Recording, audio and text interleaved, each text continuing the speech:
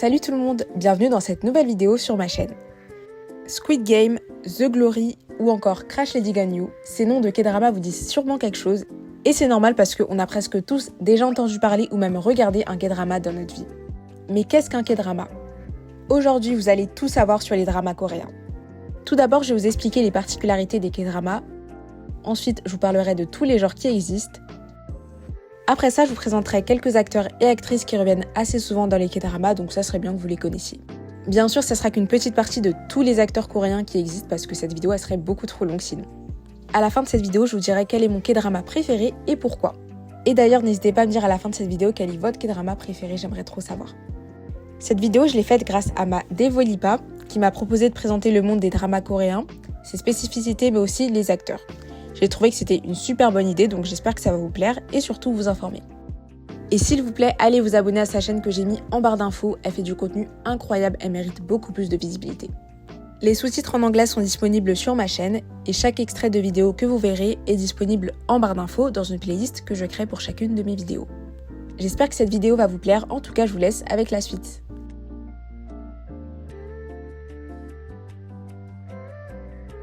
Premièrement, qu'est-ce qu'un K-drama ? C'est le raccourci de Korean drama qui signifie drama coréen en anglais. Les premiers K-dramas ont été diffusés en Corée du Sud dans les années 50. Ils ont été popularisés dans le pays dans les années 90. Ce qui fait la particularité des séries coréennes par rapport aux autres pays, c'est premièrement la durée des épisodes, qui dure en moyenne 1 heure, ça peut être un peu plus ou un peu moins. Cela concerne la majorité des séries, mais pas toutes. De plus, ces séries n'ont généralement qu'une saison, dans laquelle on peut retrouver 16 épisodes. Encore une fois, ça concerne la majorité.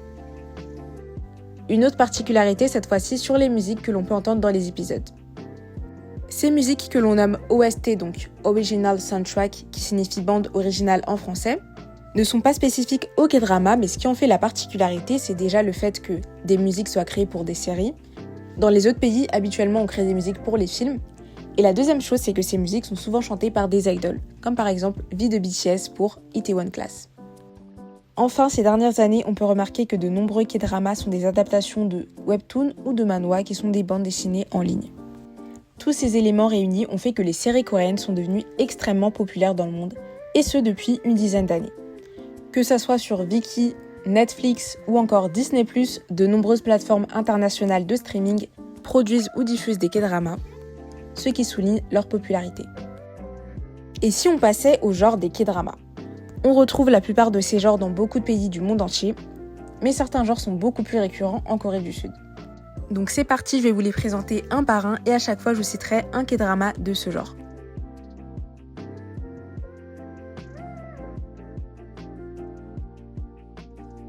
On commence avec le genre romance très classique qui raconte des histoires d'amour pleines d'émotions et de rebondissements. Et on a par exemple le drama True Beauty qui est sorti en 2020. On enchaîne avec un genre un peu similaire, celui des comédies romantiques, qui cette fois-ci mélange la romance, mais avec de l'humour et des situations drôles, où on a souvent des quiproquos. Parmi les K-dramas de ce genre, on a par exemple Weightlifting Fairy Kim Bok-joo, sorti en 2016. On enchaîne avec un genre assez spécifique à la Corée du Sud, il s'agit du genre historique, appelé Sageuk en coréen. Donc ce sont des dramas qui se déroulent dans la Corée ancienne, et on a des intrigues politiques ou amoureuses. Et ça peut aussi être fantastique. La plupart du temps, ça met en scène des dynasties telles que la dynastie Joseon. On a par exemple le drama Moon Lovers Scarlet Heart Rio, sorti en 2016. Dans le genre fantastique dans lequel on a des éléments surnaturels ou magiques dans un monde réel ou imaginaire, on a le K-drama Goblin, sorti en 2016. Dans les K-dramas, on retrouve souvent le genre thriller qui propose des histoires tendues avec des crimes, des mystères ou même des disparitions. On a le K-drama Save Me qui illustre très bien ce genre de K-drama. On enchaîne avec le genre médical qui suit la vie de médecins confrontés à des urgences, des patients et des choix difficiles. Parfois, on a aussi des histoires de romance. Le K-drama Dr. Romantic sorti en 2016 illustre très bien ce genre. On passe au genre action qui présente des scènes de combat, d'espionnage et de missions à haut risque. Et dans ce genre, on a par exemple le K-drama Vagabond sorti en 2019. On passe à un genre qui se rapproche un petit peu, il s'agit du genre policier qui suit des policiers ou des détectives qui cherchent à résoudre des affaires criminelles. Dans ce style-là, on a Mouse, sorti en 2017. On passe au thème science-fiction qui raconte des histoires futuristes avec des extraterrestres, des technologies avancées ou encore des voyages temporels. Et dans ce genre-là, on a My Holo Love sorti en 2020. Je vous présente le genre makjang qui est un mot coréen qui signifie en gros qu'une situation s'aggrave de plus en plus. Et c'est aussi parfois une critique sociale. Dans ce style-là, on a Sky Castle qui est sorti en 2018. On a aussi des K-dramas qui illustrent des scènes un peu plus réalistes de la vie quotidienne et ils se nomment Tranche de vie, Slice of Life en anglais. On a par exemple Hometown Cha-Cha-Cha dans ce style-là, un K-drama sorti en 2021. Dans les K-dramas, on retrouve souvent des K-dramas dans le genre judiciaire qui mettent en scène des avocats ou des juges qui se battent pour la vérité et la justice. Dans ce style-là, on peut retrouver Juvenile Justice sorti en 2022. On passe à un genre qu'on pourrait qualifier de entertainment, dans lequel on se plonge dans les coulisses du cinéma ou encore de la musique, plus particulièrement de la K-pop. Dans ce style-là, on a Dream High sorti en 2011. Ensuite, on a le thème survie ou horreur, qui met en scène des personnages face à des situations extrêmes comme des zombies, des monstres ou des jeux mortels. Dans ce style-là, on a Sweet Home, dont la première saison est sortie en 2020. Ensuite, on passe à deux thèmes qui peuvent ne pas être considérés comme des genres, mais je vous expliquerai pourquoi plus tard. Premièrement, on a le thème School, qui se passe régulièrement dans des lycées dans lesquels on a des histoires d'amour ou de harcèlement par exemple. On a par exemple le K-drama Week Hero Class dont la première saison est sortie en 2022. On finit avec le thème Office qui met en scène des rivalités professionnelles, des histoires d'amour ou encore des histoires d'amitié. Et dans ce style-là, on retrouve What's Wrong with Secretary Kim sorti en 2018.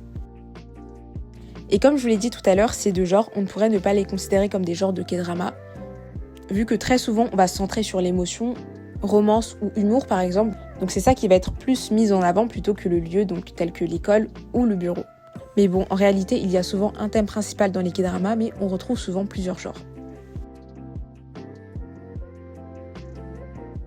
C'est parti, on passe à la liste d'acteurs et d'actrices assez récurrents dans les dramas, donc ça serait bien que vous les connaissiez. Encore une fois, ils représentent qu'un petit pourcentage de tous les acteurs qu'il y a en Corée du Sud, et ça a été très difficile de les choisir, donc je vous invite à aller découvrir de vous-même d'autres acteurs. On commence avec Chae Hyun-wook qui a 22 ans et a commencé sa carrière en 2019. On le connaît notamment pour les dramas 25-21, mais aussi Week Hero Class, tous les deux sortis en 2022. On passe à Park Seo-joon, il a 36 ans et a débuté en 2011. On le connaît notamment pour What's Wrong with Secretary Kim sorti en 2018 et Itaewon Class en 2020. Voici Gong-yoo, il a 45 ans et a commencé en 2001. Il est célèbre notamment pour Goblin, sorti en 2016, ou encore Squid Game en 2021. Je vous présente Park Bo-gum, il a 31 ans et il a débuté en 2011. Il est connu pour notamment Love in the Moonlight, sorti en 2016, ou encore When Life Gives You Tangerines, sorti cette année en 2025. On finit avec Song Joong-ki, il a 39 ans, il a commencé sa carrière en 2008, et il est surtout connu pour les K-dramas Descendants of the Sun, sorti en 2016, et Vincenzo en 2021. On passe maintenant aux actrices. Tout d'abord, on a Song Hye-kyo qui a 43 ans et elle a débuté sa carrière en 1996. Elle est surtout connue pour Descendants of the Sun sorti en 2016 et The Glory en 2022. Je vous présente Moon Ga-young, elle a 28 ans et elle a fait ses débuts d'actrice en 2006. Elle a joué dans True Beauty sorti en 2020 et Find Me in Your Memory sorti également en 2020. Passons à Go Yoon-jung, âgée de 29 ans et elle a débuté sa carrière en 2019 et est connue notamment pour Alchemy All Souls sorti en 2022 et Moving sorti en 2023. Voici Han So-hee, elle a 31 ans et a débuté en 2017. Elle a joué dans Nevertheless sorti en 2021 ou encore dans My Name sorti en 2021 aussi. On finit avec Kim Hye-yoon qui a 28 ans et elle a commencé sa carrière en 2013. Vous la connaissez sûrement de Extraordinary You sorti en 2019 ou encore Lovely Runner sorti en 2024. Il est temps de passer à la dernière partie de cette vidéo qui concerne mon K-drama préféré. Il s'agit de The Penthouse, un K-drama qui a été diffusé du 26 octobre 2020 au 10 septembre 2021. Il est composé de 3 saisons. Vous pouvez le retrouver sur Netflix, mais également sur Viki, plateforme sur laquelle les 2 premières saisons sont gratuites, et les 2 premiers épisodes de la saison 3 sont également gratuits, les autres épisodes sont payants. The Penthouse, c'est un K-drama de type makjang, et ça met en scène des familles riches qui vivent à Era Palace, un immeuble surmonté d'un penthouse. Un penthouse très convoité par ces familles. Et leurs enfants sont scolarisés à l'école des arts Chungha. À côté de ça, on suit la famille de Oh Yoon-hee qui vient d'un milieu familial humble. Dans cette série, préparez-vous à passer par toutes les émotions. Ce que j'ai trop aimé, c'est que c'est un McJang, donc forcément les situations vont de plus en plus loin et c'est même inattendu. Ce K-drama, il est imprévisible et dès le premier épisode, on rentre directement dans le vif du sujet. Sans parler des jeux d'acteurs qui sont incroyables. Dans ce K-drama, on a également une critique de la société coréenne. C'est selon moi un super K-drama pour commencer à en regarder. Et comme je vous l'ai dit, vous passez par toutes les émotions, la joie, la colère, la tristesse, l'humour. Donc clairement, vous n'allez pas vous ennuyer et il peut plaire à beaucoup de monde. Donc si vous ne l'avez pas encore commencé, franchement, foncez et faites-moi un retour. C'est la fin de cette vidéo, j'espère que maintenant vous êtes mieux calés sur les K-dramas. C'est un petit guide pas très long pour pas vous submerger d'infos, mais là au moins vous avez les bases. Dites-nous en commentaire votre K-drama préféré et pourquoi, comme ça vous allez peut-être nous donner envie de le commencer. Suivez-moi sur tous les réseaux sociaux popchi-actu, où je vous poste presque tous les jours des actus K-pop et dramas asiatiques, et également sur YouTube où je vous poste des actus en short et en post. Et je vous mets aussi des sondages et des quiz en post. Donc n'oubliez pas d'activer la cloche des notifs, comme ça vous n'allez pas les rater. N'hésitez pas à liker, commenter, partager et vous abonner. Ça me ferait grave plaisir et en plus ça montrera votre soutien à la chaîne. Je vous fais de très gros bisous et je vous dis à très bientôt sur ma chaîne.